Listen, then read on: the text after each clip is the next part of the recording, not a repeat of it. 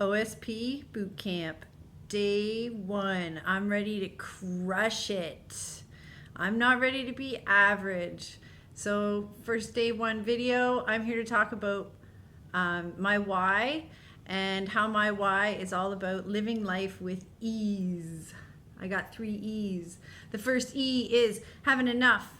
I need to have enough resources and income, obviously, to take care of my priorities, including my family, my home, my education, my business, my family's future needs, my savings, etc., my retirement. I need to have enough.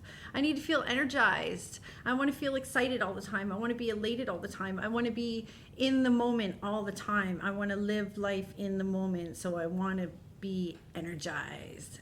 I want to have bright faith, and I want to have ideas flowing, and I want to be making things happen all the time, energized and taking action.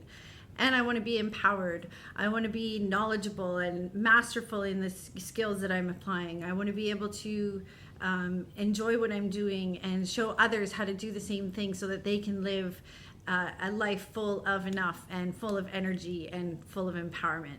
Take care, OSP. I look forward to seeing you on day 2.